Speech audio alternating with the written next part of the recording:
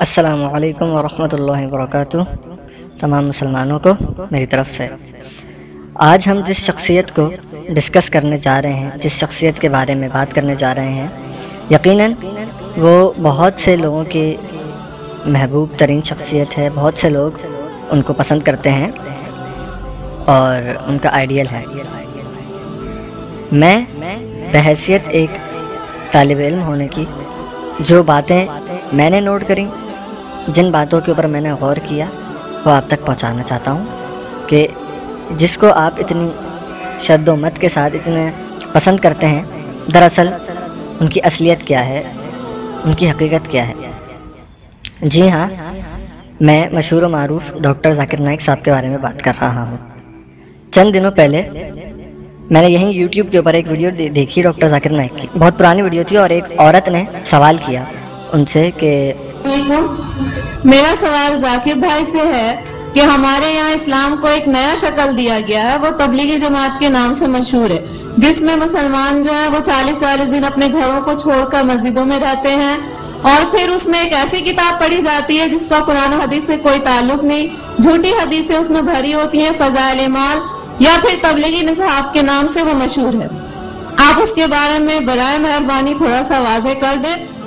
تو انہوں نے یہ سوال تبلیغی جماعت کے بارے میں کیا اور فضائل اعمال، بک فضائل اعمال کے بارے میں، جس کا جواب ڈاکٹر ذاکر نائک نے اس طرح دیا کہ بک فضائل اعمال، کتاب فضائل اعمال جو کہ تبلیغی جماعت کا نصاب ہے یا جس کو فضائل اعمال کہا جاتا ہے، وہ کتاب اس میں مکسچر ہے احادیث کا، اور اس میں چند احادیث صحیح ہیں، چند ضعیف ہیں، چند موضوع ہیں اور قصے کہانیاں بھی ہیں اس کے۔ وہ تبلیغ نصاب پڑھتی ہے جس کے اندر حدیث مکسچر ہے۔ آپ بالکل صحیح فرماتے ہیں کہ تبلیغ نصاب یا فضائل اعمال جسے کہتے ہیں، اس کے اندر مکسچر ہے، صحیح حدیث بھی ہے، ضعیف بھی ہے، موضوع بھی ہے، کہانی قصہ بھی ہے، صحیح احادیث ہے اس کے اندر، یہ بات ٹھیک ہے ان کی، ضعیف احادیث ہے، یہ بھی بات ٹھیک ہے ان کی۔ ہاں، تیسری اور چوتھی بات جو انہوں نے کری کہ اس میں موضوع احادیث ہیں اور قصہ کہانیاں بھی۔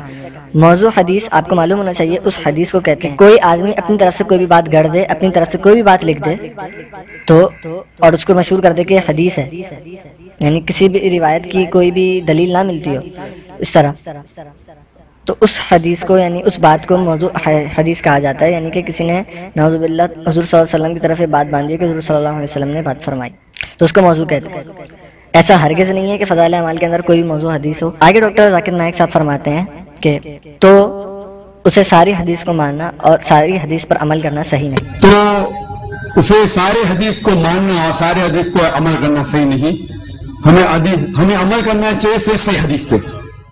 دیکھیں، حدیث صحیح ہو یا ضعیف ہو، ماننا تو ہمیں ہر حدیث کو ہے، کیونکہ بخاری شریف جو کہ سب سے زیادہ محقق کتاب ہے احادیث کی، تو اس کے اندر صحیح احادیث بھی ہیں اور ضعیف احادیث بھی ہیں۔ تو کیا ہم صرف صحیح احادیث کو مانتے ہیں، ضعیف احادیث کو نہیں مانتے؟ ضعیف احادیث کو بھی مانتے ہیں اور صحیح احادیث کو بھی مانتے ہیں۔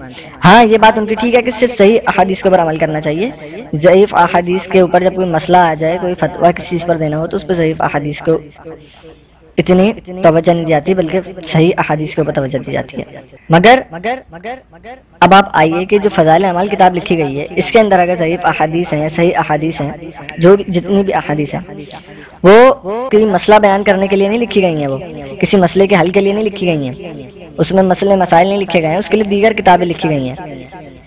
فضائل اعمال جو کتاب ہے یہ فضائل بیان کرنے کے لیے لکھی گئی ہے۔ فضائل بیان کرنے کے لیے کسی چیز کے یا وعید بیان کرنے کے لیے کسی چیز کی، کسی بھی عمل کی، آپ صحیح حدیث بھی سنا سکتے ہیں اور ضعیف حدیث بھی سنا سکتے ہیں۔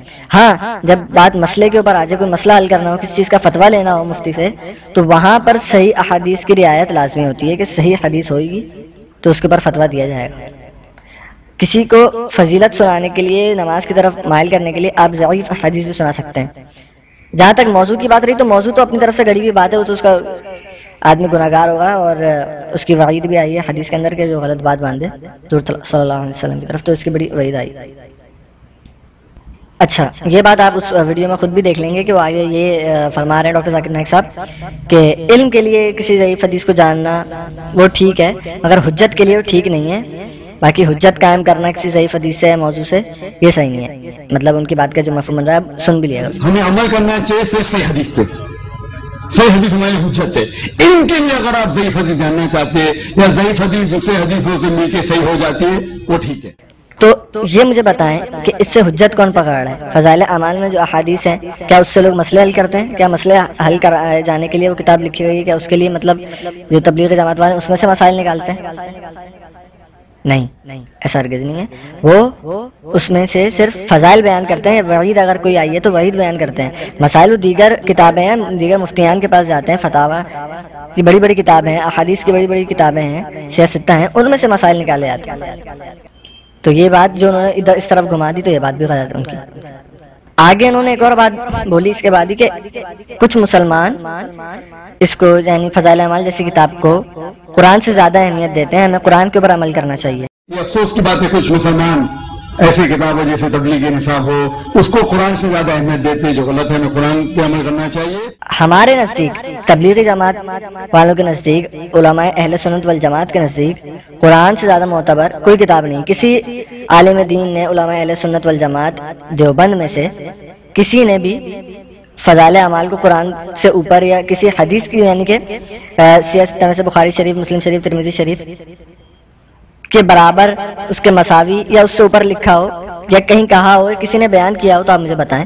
یہ بات بالکل غلط ہے۔ تو یہ الزام بھی ان کا جھوٹا ہے ہمارے اوپر کہ مسلمان سے کیا مراد ہے؟ یعنی تبلیغی جماعت کے بارے میں سوال ہو رہا ہے تو اس وقت انہوں نے جو مسلمان لفظ کہا کس کے لیے کہا؟ انہی کے لیے کہا نا۔ کون سمجھتا ہے؟ کوئی نہیں سمجھتا۔ سب قرآن کو زیادہ، سب سے بڑی کتاب اللہ تعالیٰ کی قرآن ہے، اللہ تعالیٰ کا کلام ہے، اللہ تعالیٰ کی ذات سے نکلا ہوا کلام ہے۔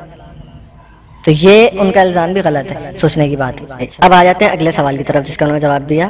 چلے 4 مہینے سہ روزہ اور یہ جو 10 دن کی جماعت عشرے کی جماعت جاتی ہے، تو یہ انہوں نے کہا کہ صحیح حدیث سے یا قرآن شریف کی کسی آیت سے ثابت نہیں ہے، مطلب ان کے نزدیک کسی آیت سے ثابت نہیں ہے۔ چلیں ان کی بات مان لی، جو ایک محدود مدت ہے چلے کی جماعت نکالنا، 4 مہینے کی جماعت نکالنا یا سہ روزہ کی عشرے کی جماعت نکالنا 20 دن کی، یہ تعین کرنا حد کا یا حدیث سے یا قرآن سے ثابت نہیں۔ چلیں ان کی ایک بات مان لیتے، مگر یہ مجھے بتائیں وہ کہ کون سے عالم نے ہماری طرف سے یا علماء دیوبند میں سے، اہل سنت والجماعت میں سے یا تبلیغی جماعت کے کسی بھی عالم نے یہ کہا ہو کہ قرآن میں سے ثابت ہے؟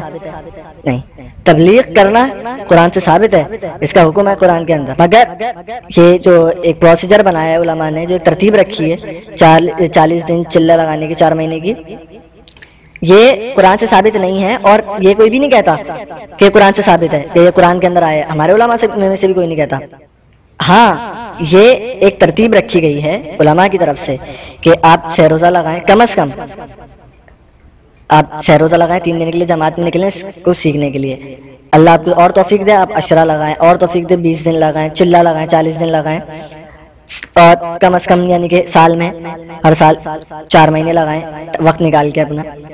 یہ اس لیے کہا گیا ہے کہ آپ اس کام کو سیکھیں، ہر کام کو سیکھا جاتا ہے۔ جیسے آپ اسکول جاتے ہیں تو آپ 13 سال، اگر آپ کو انجینئر بننا ہوتا ہے تو آپ 13 سال 14 سال 15 سال 20 سال تک آپ پڑھتے ہیں، ٹھیک ہے، اس کے بعد جا کے آپ انجینئرنگ کرتے ہیں تو اس کام کو پہلے سیکھتے ہیں کہ اس کا کورس بنایا ہے آپ نے۔ اب یہ کورس قرآن و حدیث سے ثابت تھوڑی ہے آپ 20 سال تک پڑھو اس طرح محدود۔ تو اسی طرح یہاں پر علماء نے، بزرگان دین نے، بڑے اکابرین نے ایک ترتیب رکھی ہے کہ بھئی آپ 4 مہینے لگا کر اس کام کو سیکھیں، اس کے بعد وہ جو فرماتے ہیں وہاں سے جو مطالبات ہیں ان کا یہ مطالبہ ہے کہ آپ اس کو پوری زندگی اس کام کو اپنے مقام پہ کریں، جہاں آپ رہتے ہیں اپنی مسجد میں، اپنے علاقے میں، آپ پوری زندگی تبلیغ کریں گے۔ یہ تو پوری زندگی کا فریضہ ہے تبلیغ کرنا۔ وہ یہ نہیں کہتے کہ آپ 4 مہینے قرآن کے اندر بیان ہوئے، تو یہ ان کا الزام بھی غلط۔ ہاں اب میں ایک سوال پوچھتا ہوں ان سے، وہ یہ بولتے ہیں کہ قرآن کے اندر کہاں لکھا ہوا ہے مطلب کہ 4 مہینے لگائے، ایسا قرآن شریف کے اندر کہیں بھی نہیں ہے۔ میں ان سے پوچھتا ہوں وہ جو طریقہ انہوں نے تبلیغ کا اپنایا ہے یا دین کو پھیلانے کا اپنایا ہے یا پیس کو پھیلانے کا اپنایا ہے، تو یعنی چینل کے اوپر آ کے اور اس طرح اسٹیج پروگرام کر کے، سارے پروگرامز کر کے، یہ کہاں ہے اس طرح مطلب قرآن شریف کے اندر یا حدیث شریف کے اندر کہ آپ اس طرح پروگرام کر کے دین کو پھیلاؤ؟ کیا یہ بات قرآن سے یا حدیث سے ثابت ہے؟ تو یہ ایک ترتیب رکھی گئی ہے، جب وہ اس کے اوپر کوئی حدیث، کوئی قرآن کی آیت نہیں پیش کر سکتے تو پھر ادھر کیوں مطالبہ ہوتا ہے؟ یہ تو علماء نے ایک ترتیب رکھی ہے صرف سیکھنے کے لیے۔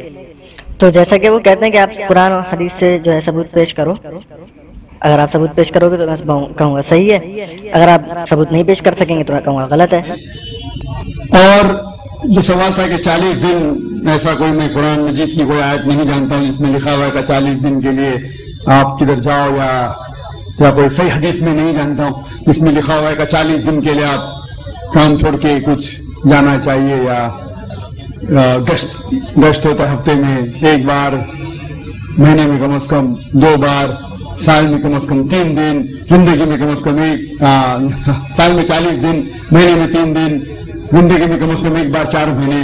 یہ سب چیز کچھ قرآن سے حدیث سے ثابت نہیں ہے، قرآن سے حدیث ثابت نہیں. لیکن تو جو بھی عالم کچھ بھی آپ سے کہتا ہے اس سے پوچھئے قل ہاتھوں برہانکم، آپ اپنا ثبوت پیش کرو ان کو تم صادقین، اگر آپ سچے ہیں.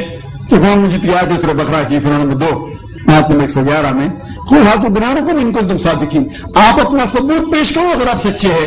اگر آپ کے ثبوت پیش کریں گے تو اسلام میں ہر مسلمان کو 40 دن جانے کا، تو میں جاؤں گا بے شک، 4 مہینے جانے کا جاؤں گا بے شک. اچھا کرتا ہوں کہ جس طرح کا انہوں نے طور طریقہ اپنایا ہے دین کی تبلیغ کرنے کا، پریچنگ کرنے کا، پھیلانے کا دین کو، یعنی چینل کے ذریعے اور جو بھی وہ کر رہے ہیں، ٹھیک ہے، تو کیا یہ قرآن و حدیث سے ثابت ہے کہ اس طرح چینل پر آنا اور اس طرح کا پروگرام کرنا یہ قرآن و حدیث سے ثابت ہے؟ نہیں. پلیز اس بارے میں غور کریں، سوچیں.